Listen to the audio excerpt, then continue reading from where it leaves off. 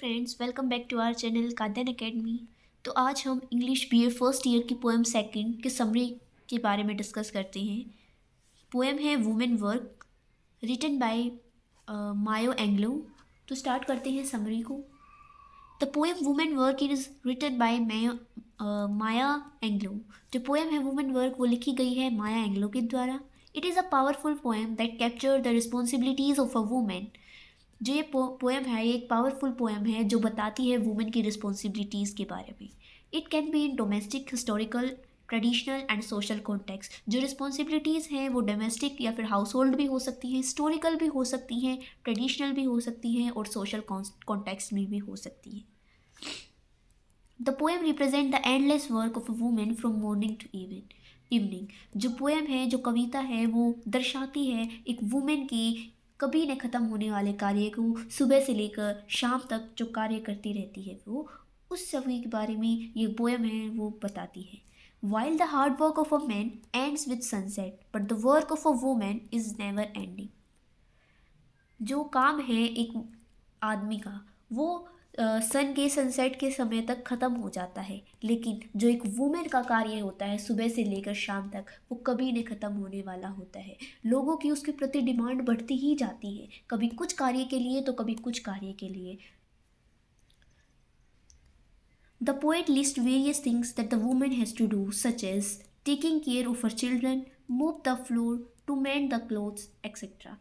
जो पोएम है वो पोएम की स्टार्टिंग पे जो पोएट है वो कुछ चीज़ें बताता है, कुछ रिस्पॉन्सिबिलिटीज़ बताता है वुमेन की।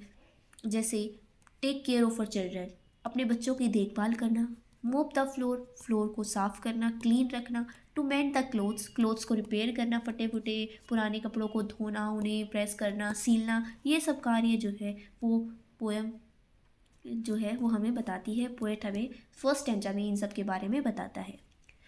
हर responsibilities expand broader and broader. उसकी जो रिस्पॉन्सिबिलिटीज़ है, जो जिम्मेदारियां हैं, वो एक से एक बढ़ती ही जाती है। From all these responsibilities the women turns to nature for peace. इन सारी रिस्पॉन्सिबिलिटीज़ के बाद जो वुमेन है वो नेचर की ओर, नेचर से अपील करती है, नेचर की गोद में जाना चाहती है ताकि वह शांति महसूस कर सके। इन सब कार्यों से वह बचना चाहती है। The women appeals to the nature like the sun to shine on her, water to rain on her. जो वुमेन है वो नेचर से अपील करती है, रिक्वेस्ट करती है कि हे सन तुम मेरे ऊपर चमको, अपनी किरणें मेरे ऊपर डालो। बारिश से कहती है कि तुम सिर्फ और सिर्फ मेरे ऊपर बरसो। Rain to water to rain हो, रेन ऑन हर का मतलब है कि उसे रिप्रेजेंट करता है उसकी रिफ़्रेशिंग को, उसकी रिस्पॉन्सिबिलिटीज़ को रिफ़्रेश करता है ताकि उसे और एनर्जी मिल सके अगले दिन के कार्य को करने के लिए।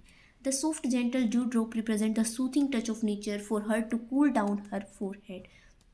जो ड्यू ड्रॉप्स हैं, जो पत्तों से, जो प्लांट से वाटर की जो ड्रॉप्स गिरती हैं वो रिप्रेजेंट करती हैं एक सॉफ्ट सा टच नेचर का, प्रकृति का एक सॉफ्ट सा टच उसके ऊपर, जो उसके फोरहेड मतलब जो उसका माथा है उसको कूल डाउन कर सके। कूल डाउन कर सके इसमें इट मीन्स कि वो जो उसकी जो डेली रूटीन होता है, डेली रूटीन के जो कॉन्स्टेंट्स होते हैं उससे वह बच सके। Overall she wants a place where she feels peace and solace. पूरे तरीके से हम ये कह सकते हैं कि वो एक शांति भरा वातावरण चाहती है। Further she wants to escape from her never ending work और रिस्पॉन्सिबिलिटीज़। आगे चल के वो अपनी जो उसकी रिस्पॉन्सिबिलिटीज़ हैं, डोमेस्टिक रिस्पॉन्सिबिलिटीज़ हैं, उन सब से छिपना चाहती है, बचना चाहती है। She cools the storms, ask it to blow her away with its strongest wind. वो तूफ़ान से पुकार लगाती है, ए तूफ़ान तुम मुझे अपनी स्ट्रॉन्गेस्ट विंड के साथ उड़ा ले जाओ। She want to fly in the sky where she can find rest. वो एक खुले आसमान में उड़ना चाहती है जहाँ उसे शांति मिल सके, सोलेस मिल सके। The imagery of the imagery of blowing away, flying in the sky suggests the desire to be free from the constraint of her daily responsibilities। जो ये blowing away जो कहती है कि मुझे उड़ा ले जाओ, खुले आसमान में उड़ना है, उसे विहार करना है, ये सारी जो चीज़ें हैं वो दर्शाती है उसकी डिज़ायर को कि वो कैसे इन सब कार्यों से बचना चाहती है कुछ समय के लिए। Next she appeals to snowflakes. आगे वो स्नोफ्लेक से पुकार लगाती है, उससे कहती है कि उसे वह कवर कर ले, टू कवर हर, पूरी तरह से उसे ढक ले and bring her a sense of calmness, और उसे कुछ समय के लिए पीस दे सके, शांति दे सके। The covering of snowflakes represent the feeling of peace. Covering जो है, जो वो कहती है कि मुझे ढक ले, वो रिप्रेजेंट करती है पीस को, शांति को। She wants to spend time with nature, wants to enjoy the beauty of nature so that she can find rest which will refresh her body.